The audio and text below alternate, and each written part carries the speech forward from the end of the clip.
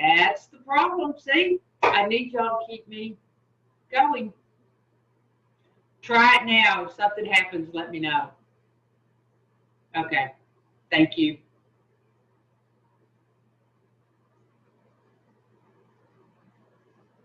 Drugs and when they stop being helpful and when it starts to be an addiction.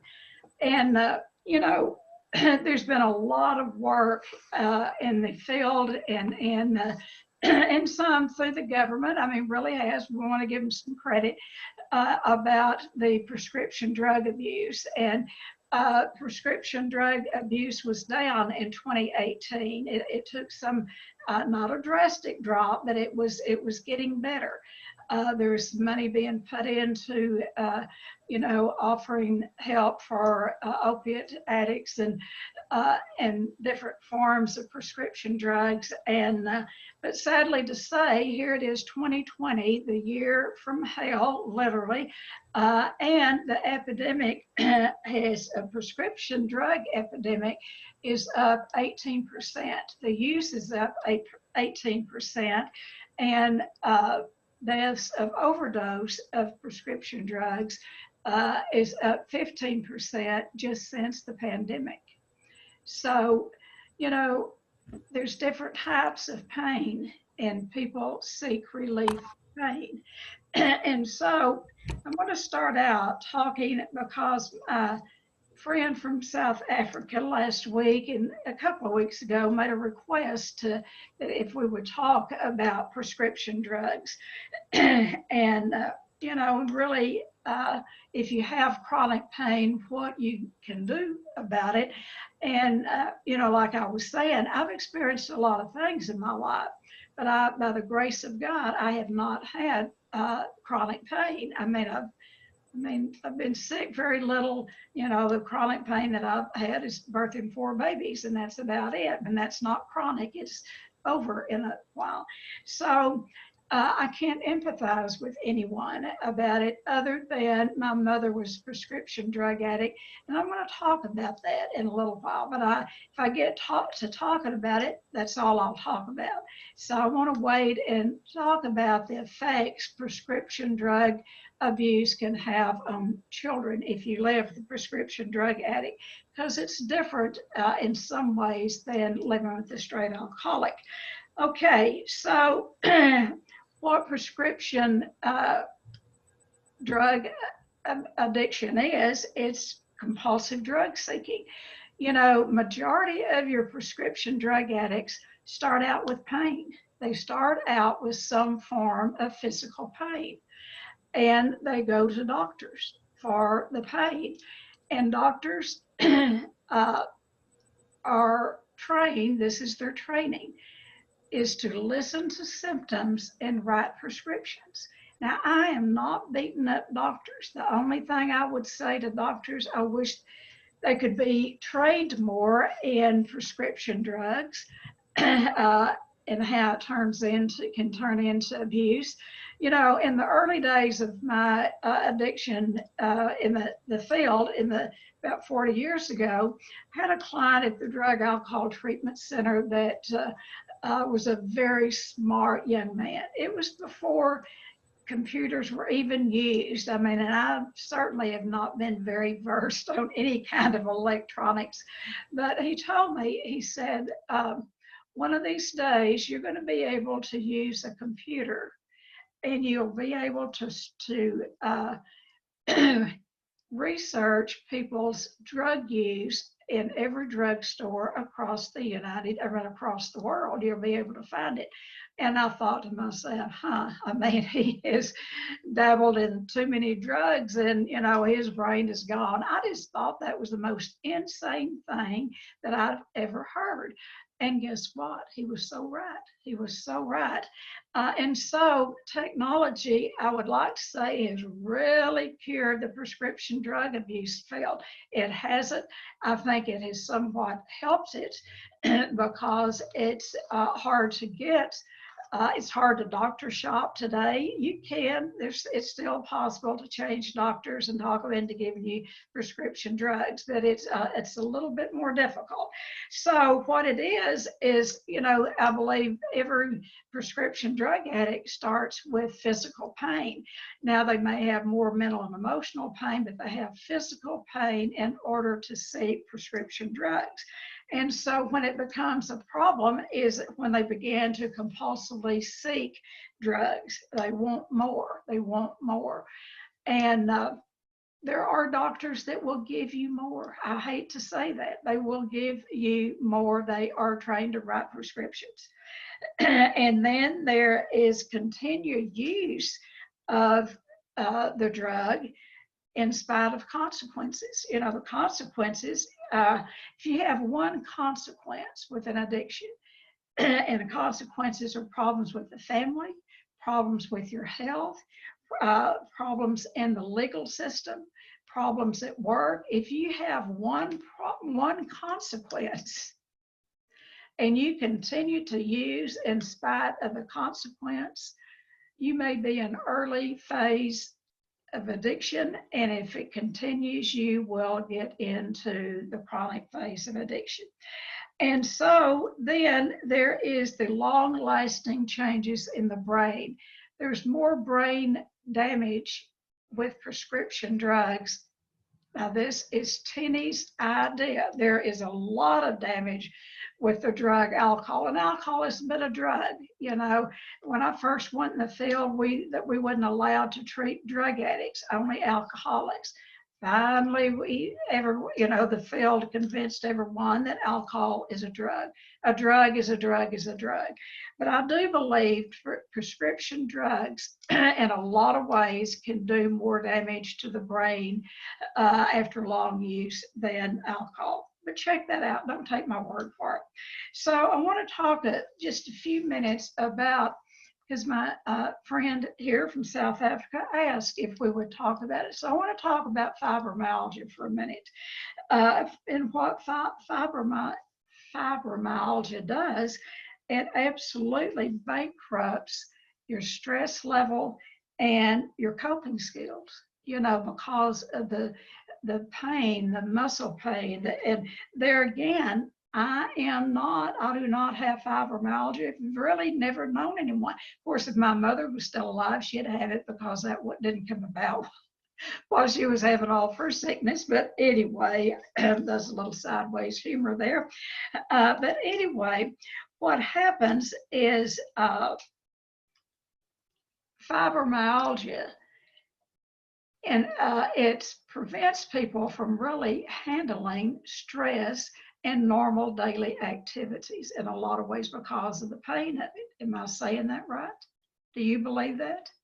So, and what happens then is they will go to a doctor, and you know, I'll tell you, this is a fairly new diagnosable disease. We didn't even know anything about it probably 25 years ago. I don't know. I think it's, you know, I mean, 25 years ago, I don't think we even knew about it. It's probably happening, but it didn't have a name. So but what can happen with fibromyalgia if there is too much drug use? And I'm not even saying drug abuse. I'm saying if there's too much, if you stay too heavily medicated with drugs, trying to handle the stress and the difficult of life, the side effects then turns into what they call that fibro fog. You begin to live in a fog. You're not present. They call it a fibro fog. And I call it a drug fog. You know, it is, you live in a fog because drugs, you know, are designed to ease pain, but also it can very much take you out of reality. And so, you know, the very medication that you're taking for the illness can also cause aching muscles. Medication can do that, can cause aching muscles.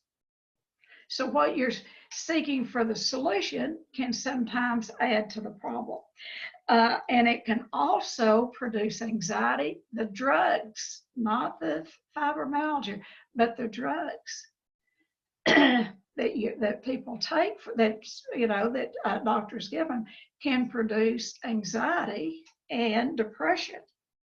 It can also produce stomach problems and restless leg syndrome. And so when you get all of that and you tell all of that to the doctor, well, my muscles are aching, another medication. Well, I have a lot of anxiety and depression, another medication. Well, I'm having stomach problems, another medication. Well, I can't sleep at night because I have restless leg syndrome, another medication. And so before long, you're taking numerous medications. Now, I cannot empathize with people, like I said, with fibromyalgia because I've never had it. But I will tell you what what I believe is this. Our bodies are going to accommodate our minds. One of the things that I recommend to people, and I'll give you an illustration. The very first person that I ever knew that was diagnosed with fibromyalgia was a nurse that I had worked with in a treatment center. She was beautiful. She was gorgeous. She was smart. She had a degree. I mean, she had worked hard for her credentials. I mean, she had everything going for her. And then we were just shooting the breeze one day, and this was before I knew anything about working on childhood issues. I had my own that I hadn't worked on. I didn't know. But one day she was talking about how she was brought up, and she was talking about sexual abuse, and I listened to her. So fast forward several years after I was out here, many years, a friend came to me one day and was telling me about this nurse. And she said she has chronic pain from fibromyalgia. And she described her, and she took me to her house. We called ahead of time, and I went to see her. I'll tell you, she was an old woman. She had lost, her zest for life. She had gained weight. That wasn't what she had done. She laid in the bed or on the couch all the time. She was on many, many medications, and she hurt. And she was unwilling to do anything. Unwilling. She said, "I'm just going to lay here and die." She was unwilling to do anything. So I want to tell you a little story. This friend that went with me, we were really into our caregiving days. And so we would go over and we would love on this woman. And we would give her massages and we would rub her feet. She had no family. And she started getting a little bit better. And then I went off and I learned how to work, did my own work personally with my childhood abuse. And then I learned how to do shame and anger reduction work. And I learned how to work with survivors. And whether it's ethical or not, I don't care. But anyway, she wasn't a client of mine, but we were trying to work with this woman. So in her house, with her permission, we spent a couple of days, my friend and I, and she was a therapist, we spent a couple of days over there working with her on childhood abuse issues. Did it cure her fibromyalgia? I don't know. I think she might have a little touch of it. You know, that woman is back working. She's productive. She has a family today. My belief is the body accommodates the mind. Now, I'm not saying every illness we have comes from unresolved conflict of the past, but I think a lot of it does. A lot of it does. Because if we don't address those carried feelings and the burden of being abused, either sexually, physically, mentally, and emotionally, intellectually, spiritually, if we don't address those childhood issues, I believe we will die of some form of stress-related illness. The body begins to break down and accommodates the mind. And I've seen it over and over and over. I've seen it a lot in our obese clients, and I've seen it anorexics, bulimics, all. What I say, every excess pound that we carry around, or every excess pound that we're underweight, I think represents unresolved conflict from the past.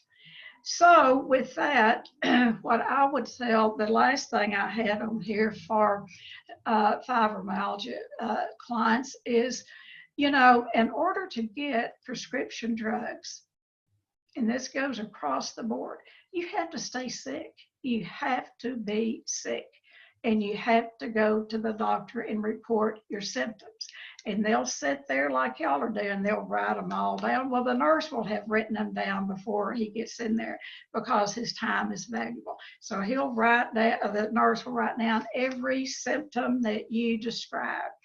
I think he'll probably pick that up on the door. They usually have a little pocket on the front, on the door of the examining room. He'll pick that up, look at that, go in, examine you, talk to you, and before you leave there, you will leave with prescriptions. I'm not faulting the medical profession. I'm not. Oh yeah, I am a little bit, okay, because they, you know, they absolutely. Now there's been some changes. There are some doctors that are more aware of prescription drug use and use, and those doctors are getting better about drug seekers, you know, and it's harder now to go from doctor to doctor to doctor, you know. So I'm saying all of this to say we do not have a mind-body split. The body doesn't live over there and the mind over here. It's connected together. And if we're walking around with any unresolved conflicts in the past, the body will break down. It will accommodate the mind, and you'll begin to feel that. And what it does, it takes the pressure off of carrying that around, you know, it redirects the focus is what I'm saying. And then it becomes the problem itself. You know, I believe majority of your prescription drug addicts get on drugs because they have some kind of physical pain. They've had bad tooth problems, you name it, and they get on, they're giving these high-powered pain pills. And this is another belief that I have, that if they have the brain of an addict, all that does, it activates that addiction. It activates it.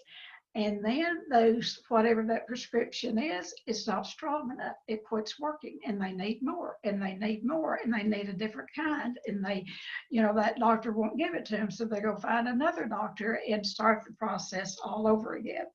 So I don't want anyone to hear me say that I don't think fibromyalgia is not real. I think it is. But what I would support anyone doing with chronic pain, and keep in mind, I don't have chronic pain. I say that, and denialists don't even know I'm lying. I have rheumatoid arthritis that I have to work with every single solitary day. Duh. And that I have never, ever taken a pain pill for arthritis. And the reason for that is my mother was prescription drug addict. I'm going to tell you a little bit about that in just a minute. So what I would recommend are things that I do. I would find alternative healing methods, you know, walking, exercise, getting out among people. You know, when we can get our mind, or when I can get my mind off of my hands hurting, I feel better. Another thing is watching our diets. You know, sugar is, and it's not this way with everyone, it is a poison for most people who have any kind of chronic pain. If you want to increase that pain, you stay on sugar. It can cause inflammation, sugar can. High carbs can do that. Every once in a while, because, today I live in recovery from an eating disorder, and every once in a while, I'll get over there and eat a few carbs that I used to wouldn't ever touch. And you know what? I suffer from it. And it doesn't take much. I mean, one time, two times. And what happens is my hands will swell till I can't get this ring on. My stomach will swell. Now, what that tells me, this idiot, is don't eat carbs. Any processed food. Don't eat any sugar. So there's a lot that we can do to take care of ourselves that doesn't involve prescription medication. Prayer and meditation. We were just talking about prayer and meditation. Get still. Prayer is talking to God. Meditation is listening. I thought it was just, asking God, do this, that, and what about something else? But it's about being still and meditating and listening. Now, I know I would make up, well, okay, I have had some chronic pain, but I've never wanted to be sick because my mother was sick. So it's been very hard for me to ever be sick about anything. So denial is don't even know I'm lying. Yes, I have arthritis. So anyway, but what I do is any and everything I can do to take care of myself. One of the things is, and I would say this for anyone, but particularly people that have problems with the body like fibromyalgia, arthritis, different things, is massage. Going to a good chiropractor, and I'm saying a good chiropractor, do alternative healing methods besides just taking the drugs. Holistic practice, Tai Chi, doing anything that involves the mind, body, and soul. So aching muscles, I think these diseases are very real, but it's what we, sometimes the medication that we use is much more deadly than what we're trying to, the pain that we're trying to ease. So I want to tell you a couple of little stories. I love to tell stories, but I told you about the nurse. I firmly believe, and I've talked to her many times, and I see her at times out in the community. The woman couldn't get out of bed. I see her at Walmart at times. I mean, if anybody can go to Walmart in today's time, they have to be pretty healthy. And I saw her not long ago. She's beautiful. She does have a little gray in that blonde hair, but she's gorgeous. And she does have a little touch of fibromyalgia. But what she contributes her healing to is doing that pain of her childhood, releasing, because anytime that we have any kind of childhood abuse, any form of trauma, it settles in the very tissues of our bodies. And what we say are the issues are in the tissues. Where's fibromyalgia? It's in the tissues. And as you do this type of release work, it can release those toxins. You may not, get completely cured from whatever ailment you have, physical ailment, but I do believe you have a lot better chance of recovering physically if you will look at that mental and emotional side. So I want to tell you a little story about, in 1986, Nancy Reagan came out with this Just Say No, this big drug campaign, Just Say No. And they put it in schools, and they did this, and they did that, and it was a complete failure. I'm hoping it helped maybe one person. She knew nothing about drugs, let alone, you tell a drug addict, just say no. How would that work? So it wasn't successful, but it was a campaign, and it went all over the United States. People in the field got mad at her, drug addicts got mad at her, everybody got mad at her. But anyway, So during that time in the 80s, 86, 87, when Just Say No was popular, I was invited to this women's luncheon, monthly luncheon at a church, and to talk about drugs. They were wanting to know about those, street drugs that maybe their grandkids might get into or whatever. But anyway, I went to that luncheon.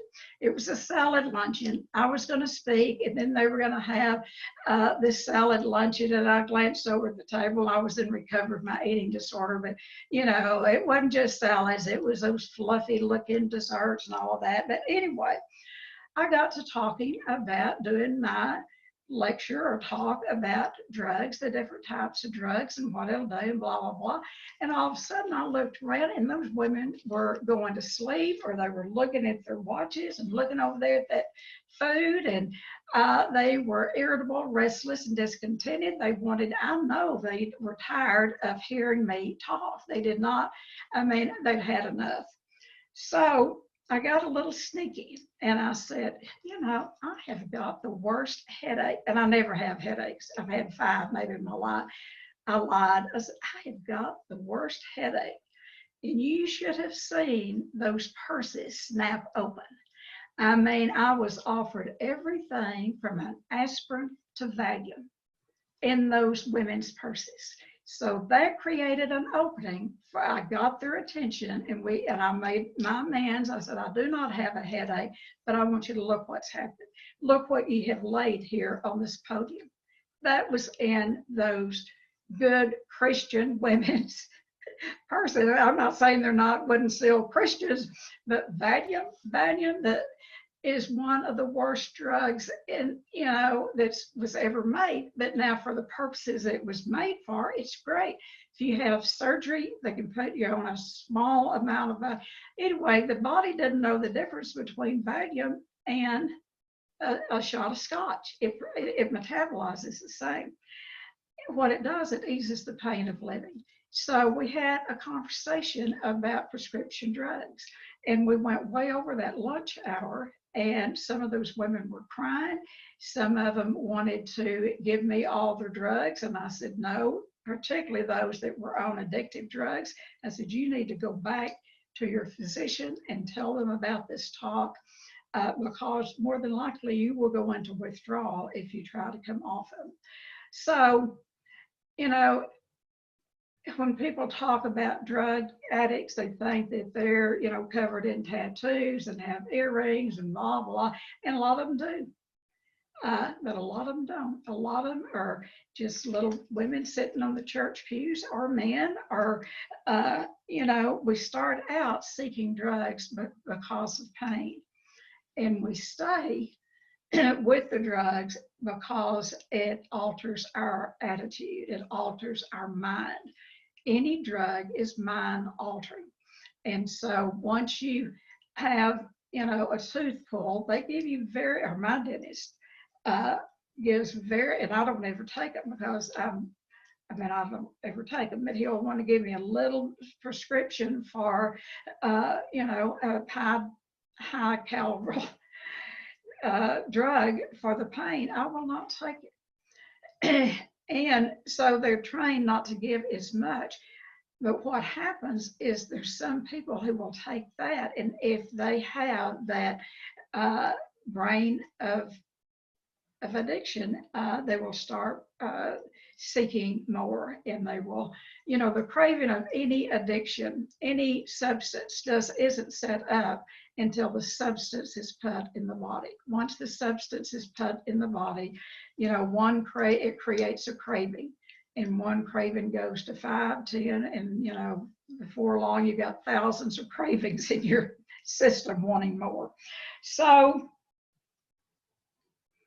I wanted to talk about that, and then I wanted to talk about alcoholics in recovery, and how they have to really protect themselves when they get sick about prescription drugs. I want to tell you a little story about one of my dear friends, closest friends, we talked every morning. We finally started sponsoring each other, and we talked every morning at 5 o'clock for 20 years. She was a physician in Atlanta. She was a severe alcoholic, and she had dabbled in prescription drugs. But the main thing, she was alcoholic and had an eating disorder. And she was in solid, good, long-term recovery. And she was also physically sick. She had Crohn's disease, and it was eating up her pancreas. And so periodically she would have to go into the hospital and have different types of surgeries. And every time that she would go to the hospital, I would drop everything, and I would make arrangements, and I would go. She had no family, zero family. And so I would go and I would stay with her, because what would happen, and I would meet with the doctor with her, we would put it in the records and all, because doctors, unless they're addicts themselves, they do not understand. And so what she would tell the docs with my presence, and by the way, she would, at one time was chief of staff at that hospital, but she would tell the surgeon, now, I can only give me enough pain meds to last me, 2-3 days. I cannot take very many. And so I would be there, and the doctor would sign an agreement, and I would sit with her. A couple of times my youngest daughter went with me, and we would sit with her and sit with her. You know how hard it is when a patient gets into pain. Do you know how hard it is to talk the doctors into not giving them pain meds? And so they would all want to give her pain meds, but she would have already signed a contract that she didn't want it. Well, by the time she started needing them, she started wanting them. She would cuss me, she would cuss my daughter, she would try to throw us out of the room. Her whole personality changed the minute those drugs got in her body. She knew that would happen. That's why she had us there as a safety net. And then I would go home with her. And one time I stayed with her as long as 3 weeks. It took that long for all the drugs to get out of her system. Now, she was given drugs because she had major surgery and major pain.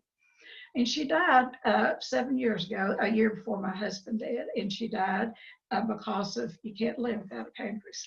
But we talked about it, and my daughter and I were the only ones that she would allow to talk to the doctors, because she said, Tennie, I don't know how much longer I have to live, but I don't want to live doped up. So I'm just saying, you have to teach people how to treat you. If you are an addict and you have any kind of procedure done, you must educate your doctor, because they want to help you with the pain. They do not like to see people in pain, and they will give you drugs and shots, and and if you don't have that addiction component, you'll take them for a while, then you won't like the feeling. You won't like that foggy feeling. You won't like that feeling of not being, because it won't do for you what it will do for an addict, and you won't like it. And so, main thing, if you have, for an addict of any sort, if you have any kind of medical procedure, talk with your doctor. Make a believer out of them that you don't want medication over, very many days, and then take some support with you, because when that addict brain kicks in, you'll want everything they can give you. So that's that story. And then I want to tell you a little story about my mother. My mother was a beautiful woman. She was smart. She probably could have done about anything she wanted to. But when I was 4 years old, we lived in East Texas, and she had what was called then a nervous breakdown. And it was awful. It was sad. We couldn't go in the house. It was terrible.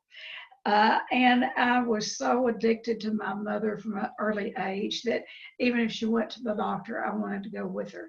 And so we were sitting, she got really bad, and we were sitting in the doctor's office. I was 4 years old, but I've always been pretty much a precocious kid, and I could had a memory like an elephant. I could remember stuff. And anyway, I sat and listened to that doctor talk to my dad. And mother would tell the doctor that she couldn't live in East Texas anymore because the wind blowing through the pine trees, the trees made her nervous. He put her on Miltowns. Miltowns was one of the first types of narcotic drugs and one of the strongest that you can get at that time. But still, everything, the trees made her nervous. So the doctor told my dad, he said, "Thad, I don't know anything else to do for her. Why don't you move her to West Texas?" And we did. And there was no trees. In fact, there was a little town out by Odessa that it was named No Trees. So if it was the trees that was making my mother nervous, she would have been well. But it wasn't. Then it was the sand, and then it was the wind, and then it was, my mother was a prescription drug addict, and she lived to be 87. Prescription drug addiction is somewhat different than, and it's not so for all prescription drug addicts, but it's a disease a lot of times that won't let you live, but it won't let you die. My mother lived to be 87 years old, and I don't know that she had many drug-free days. The only drug-free days that she had would be when I would put her in some kind of a treatment center. And then she would figure out how to steal the drugs there. Her last episode was I put her in a Sears nursing home here. It was one of the best in the nation, really. And she got kicked out because she would make friends with the night tech, and she was so friendly, and they just loved her, and she would get them distracted, and she would steal medication. And my mother was in her late 80s, but I want to tell you what it was like growing up with a prescription drug addict. What fools children. Now, see, children on a certain level, my children knew that their dad and his alcoholism, that he was sick. They knew, they had on a certain level, they knew he was sick. But when you live with a prescription drug addict, see, what I would tell everyone, but my mother's sick, she has to have the drugs. Now, I don't tell this a lot because I don't think people believe me half the time. But by the time I was about 10, I was pretty much my mother's major caretaker. Now, she might go 2 weeks at the most. It was usually every week, every 10 days. She was so addicted to any kind of pain meds. She would have pain medicine. She would have sleeping pills. She never wanted an upper. She never wanted anybody's upper because she wanted to sleep. But about every 2 weeks, she would have what we call a psychotic, a drug-induced psychosis, where she would break down. One day had fixed her, I done all the meal preparation, but she'd always wanted me to surprise her, make me a surprise, for her lunch or so. So I had made her a surprise. She was out watering the grass, and I walked up on her, and my mother changed in an instant. And she went in, I didn't know that it was drug-induced psychosis. She turned on me and took that water hose and beat me, and I began to run down the street. And so the people across the street, they knew my mother well. They called the ambulance. And what I want to say is from age 10 till I left home at 18, I went about every week to 10 days, would ride an ambulance to Medical Center Hospital in Odessa, Texas with my mother. She kept a bag packed. I kept a bag packed. Before I could actually drive, I drove, but I couldn't drive in town at age 10. I went to a school that wasn't far, and the elementary wasn't a school that wasn't far from about 8 blocks from the hospital. I hope they do things different now, but what they did, they accommodated me. they put a bed in my mother's room where I could sleep in her. My dad was off chasing women and whatever. He was never around. So they would make me a bed in my mother's room. I lived in a hospital, not as a patient, until I was 18 years old with my mother. And I would eat, they would bring me a tray of food. I would eat her tray, and then, I'd eat mine. Half time she wouldn't eat hers. And so I would eat hers, and I would eat her, if her roommate, whoever that was, didn't eat, I'd eat theirs. And then I was good friends with the people down at the snack bar. And I think that the people in the hospital felt sorry for me. They were my family. And so the woman that owned the snack bar would fix me a cheeseburger every day. I think she thought I wasn't eating. Of course, I was huge, already morbidly obese. I'm just saying this to say alcoholism is deadly. I say my mother's an alcoholic and prescription drug addiction addict, but after doing this, my mother was a prescription drug addict. She only drank beer to kind of be social, but hers was prescription drug abuse. And I don't know that we do enough talking about it and how children are affected. Uh, in the 5th grade, I didn't go to school enough. I was smart. I was very smart to make high grades. And I did all of the mail. I'd get the mail and go through it, and I did all the bill paying. My mother got where she couldn't function. I became her caretaker.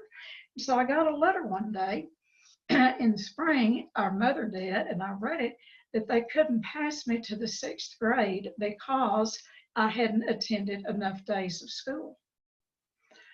And what I did, there was an old pickup that we had, and my dad was gone in the car or whatever, but I got into that pickup and I drove to that schoolhouse. And I went in, and I was very shy, very bashful, but I sat down and I talked to the principal.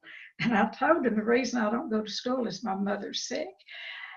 I don't know. He just, looking back, I think he was embarrassed. I don't think he knew what to do with me. I don't think he knew what to say, but he passed me to the 6th grade because I went and was an advocate for myself.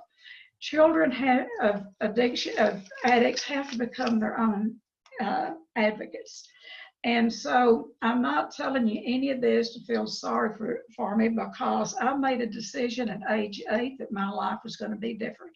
And it has. I have absolutely worked hard all of my life to be different than my mother. Swore I'd never marry an alcoholic, and I didn't. I married 2. I swore I'd never have an addiction. Well, I always had an addiction to food, and then I became alcoholic myself. So everything I said I wasn't going to be, I became, except a prescription drug addict. So the only reason I'm telling you this about how it feels to be a child of a prescription drug addict is that if you know of someone that is chronically ill, that has children, particularly one child or 2 children in the family, stay close to those children. Notice what's happening in their lives, because it forms such a bond, or I can only say with me, the addiction, my mother's addiction, formed such a bond between me and her. She had the problem, and I was her caretaker, that when I left home and moved down here, it took us about 7 hours to drive from Odessa, Texas to Abilene, which is normally about a 3-hour drive, because I had to stop at every payphone and call and check on my mother. And I did that, and I went to every time my mother called after I moved down here, I would go and take care of her, and I dragged kids by that time. And finally, through the Al-Anon family group at age 30, I was able to stop. And I remember the day I told her no, and I laid across the bed, and after I told her no, and my dad got on the phone, and he said, well, what I'm going to do, if you don't come up here, I'm going to take a gun, and he threatened all the time, I'm putting it to her head, and I'm going to blow her head off. And I hung up the phone. I didn't hear from him for 6 months. I knew if he blew her head off that the sheriff's department would let me know, because he was a deputy, and I knew somehow I'd find out. They didn't call me for 6 months. When I quit taking care of mother, they had no use for me. So I'm only saying all of this to say a prescription drug addiction is severe, it's chronic, it's progressive, and it's deadly left untreated. And it's as deadly to the family, to children, as it is to the addict. So with that, I'll open it up and let me hear from you about any chronic pain that you have, what you do with it or for it. Have you ever been a prescription drug addict? Let's just talk about it. Who would like to start? Hello. I'm Angela, and I actually have a lot of experience with this. I have rheumatoid arthritis and the fibro, and also a spinal cord injury that causes me a lot of pain, and I think I'll be in physical therapy forever, it seems like, for that. But I'm also an alcoholic and have had the eating disorder issue my whole life, so I totally get that. And everything that Tennie said was right on. I noticed for me, sugar and carbs make it so much worse. So much worse, especially for me, the carbs. And I try to avoid those at all costs. I have to keep my mental state in check, because if I get stressed, if I get angry, if I get upset or lonely, what do they say? Hungry, angry, lonely, tired. My symptoms are going to get worse. And that's physical symptoms will get worse. I will be in a lot more pain. So I have to make sure that I keep a balance there for my mental state, my spiritual state. I do see a chronic pain doctor. That was the recommendation of my neurosurgeon after I had my neck surgery, my first neck surgery. And she's really good. I have to say, she's one of those doctors that errs on the side of caution. I went through a period when I was younger. I've never been an actual prescription drug addict, but I was a bad alcoholic. And like I said, I've had the eating disorder, so I do have to be careful. But I did go through a period of the benzos, the anxiety drugs. I had a prescription from one doctor of Ativan and from another Klonopin at the same time years ago. Thank God that never got out of control. But they do try to give me the pain drugs now, and I do have to be very, very, very, very vigilant about it. I know I have an addictive personality, and it would be so easy for me to transfer addictions yet again and jump on the opiate train, and I have to be very careful not to do that. Massage is absolutely wonderful. Meditation, believe it or not, it sounds crazy, but it does help chronic pain if you can get your focus off of the pain in that moment. Talking and writing can actually help, because you're getting this stuff from inside out. And I also came from a family when I was little, my grandmother and my mother took Valium for years. Valium in my family was like candy. And I remember even as a teenager, if I would have a bad day at school or I was crying, my grandmother would say, "Honey, do you need a Valium?" So it was like that in my family. And my attitude now has to be just on recovery. And I look at pain as part of, my recovery that has to be treated. And to me, prescription drugs, although I'm on several non-narcotic prescription drugs, the gabapentin and things like that, I don't have a choice about that. But I have to monitor the amounts. I just have to be very careful, because it's so easy to cross that line. And I'll be honest, at this point, I think I'd rather deal with a little physical pain than another addiction on my plate. So that's all. Thank you. Well, that's a lot. Thanks, Angela. Thank you so much. Yeah. Okay. Val from Canada. Hi, good morning. Good morning, Val. We're very close to all the smoke at the border. It's like crazy here. Yeah, I've wondered about you. Yeah. Great chat this morning for sure. I am an addict. My mother was an addict, and my grandmother was an addict of prescription pills. As I grew up, though, all I heard my mother say is, "Your dad's an alcoholic. Look, he's an alcoholic." And he was definitely out, a few times a week, 3 times on average, to the middle of the night, chasing women, the whole thing. So it was very easy to see. And my grandmother, at about the age 90, 93, she went into a home. She was quite healthy. And they took away her Valium.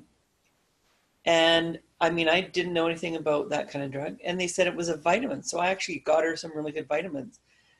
And I think about it now, how cruel that was at 90 years old. You don't do that. Anyways, after coming to Shades and starting to understand addiction, I had not an inkling of what was going on in my life until I came there. And then life, as I took away all the, when I was there, my father was in hospital, and my whole family stopped talking to me because I chose to stay at Shades of Hope. And it was the smartest thing I ever did, because if I hadn't, I don't think I'll be alive.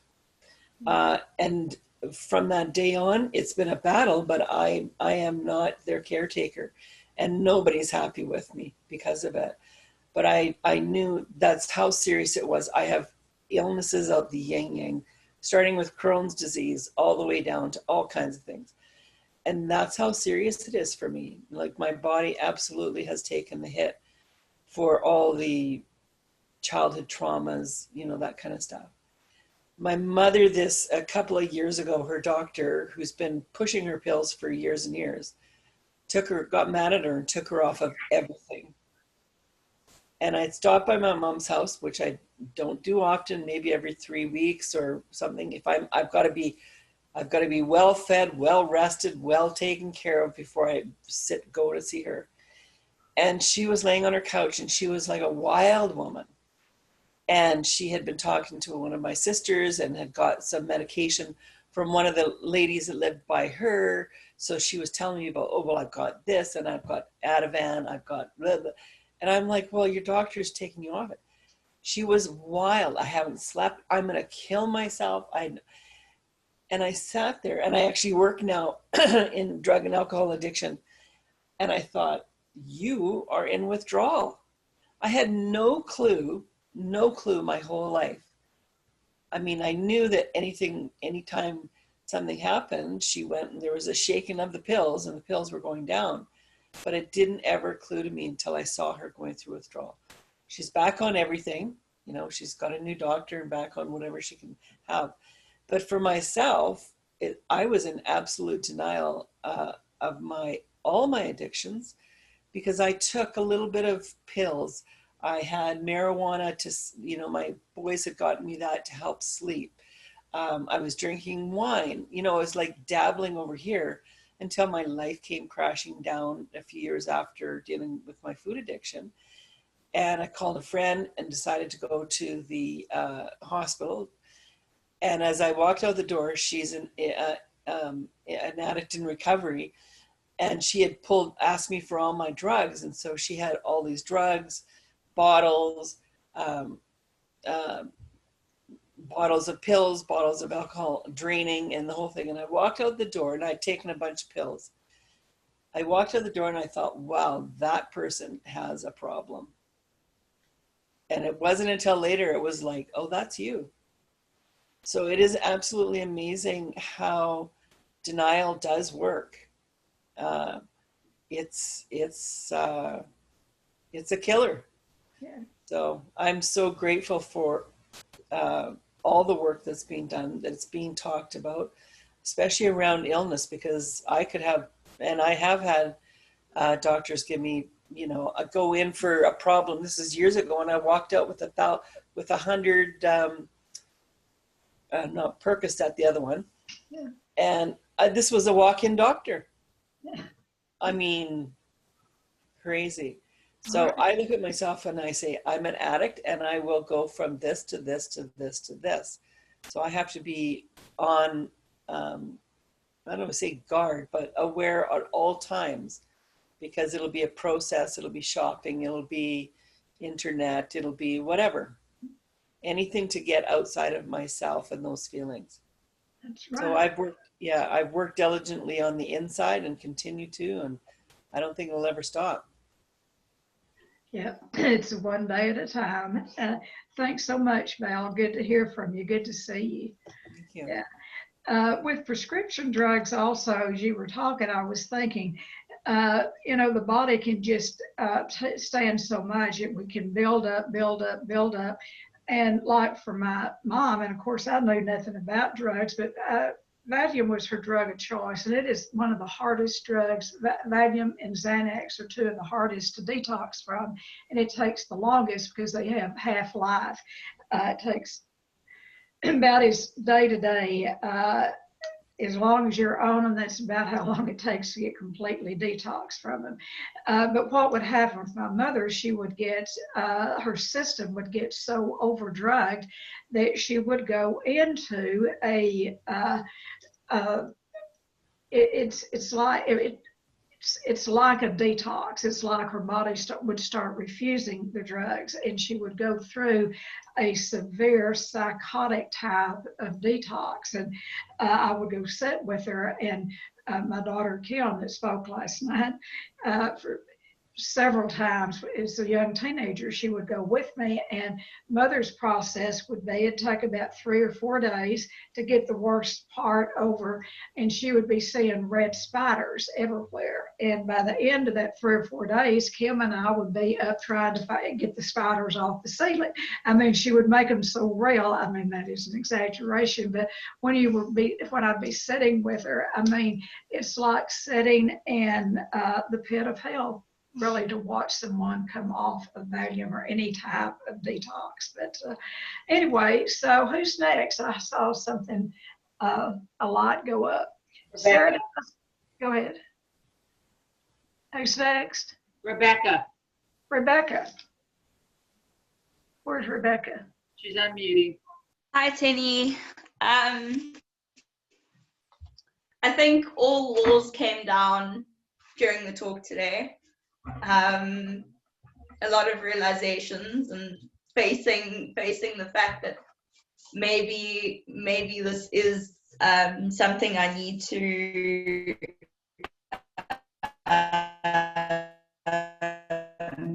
face and come to terms with. Fear of, I think where my addiction lies is it's more so the amount of medication I take. As you said, it's, oh, this medication causes that medication causes that, and then the one strength doesn't work, so then you get put on another strength, and so on and so on and so on. And I've just seen that cycle, and I spoke to the psychiatrist last week because I was suffering from anxiety attacks, and she's like, just take this medication twice a day. As a coping mechanism. I didn't take it twice a day, I took it once a day, but it's a fear of going off. I've got this like fear of the unknown, of going off things, and I suppose also in denial about the fact that this is what's happening. So yeah, I knew it was going to be a hard talk for me, but I think all walls have come down and created awareness. Good for you. Now, what I want you to hear me say is don't come off those drugs by yourself. Hear what Angela said. She goes to someone that is a pain manager. That's different than a psychiatrist. And they may be a psychiatrist, but someone that can manage your pain and do it with as lower drugs as possible. And so don't try to be, don't try to detox yourself by yourself. But I would say get you someone that's what their primary focus is on pain management. I do have somebody that does pain management, and he's actually a professor here in South Africa on pain management. Are you asking me? Unfortunately, he is one of these medications. There is a pain management doctor here in South Africa that I am seeing.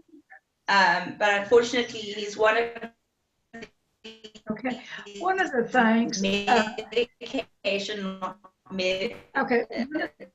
One of the things that might help is, okay, your connection is breaking up. I can't. Your connection is breaking up. So what I would recommend is if Angela would allow me to share her phone number with you. Angela, would you be willing to? We've already done that, Tennie. We've been chatting. They Okay. each have each other's phone numbers and emails. Great. Already done. All right. Great. See, there's so much. It's great. So you're going to exchange numbers with Angela. Perfect. It's All right. done. Great. All righty. Thank you, Angela. Thank you, Rebecca. And take care of yourself. And you're not, yeah, that's all I need to say. Take care of yourself. All right. Anyone else, or is it time for us to go? Sarah, let me ask one thing. Sarah and John, y'all are sitting there and you look at John and John shakes his head and John looks back. What are y'all, I'm so nosy. What are you talking about? We're talking about what you're talking about. We're talking about some of our own experiences. I was telling him, back way before he met me when I was around 16-ish, I was on, I think, 22 medications at once. Something for migraine, something for back pain, something for anxiety, something for depression. The list could go on and on. Yeah. But for those who don't know, I'm a sex slave survivor. So there's lots of trauma, body trauma, all sorts of trauma. And it turns out that when that was all taken care of, when I didn't have any more carried feelings, I don't have any problems anymore. I'm not on any medications and I haven't been for like 3 years. Good for you. I knew there was something that you needed to share. Thanks, Sarah. Good to see you, John. Good to see both of you. All righty. Hope to see you next week. And don't forget the Tuesday night alumni call. That meeting is great. It's just growing and growing. I love to hear people share. Some of them have had long-term recovery. Some of them, a year, 2 years, 10 years, 30 years. So join us on that Tuesday night alumni meeting. And we will see you back here next Wednesday. Thank y'all.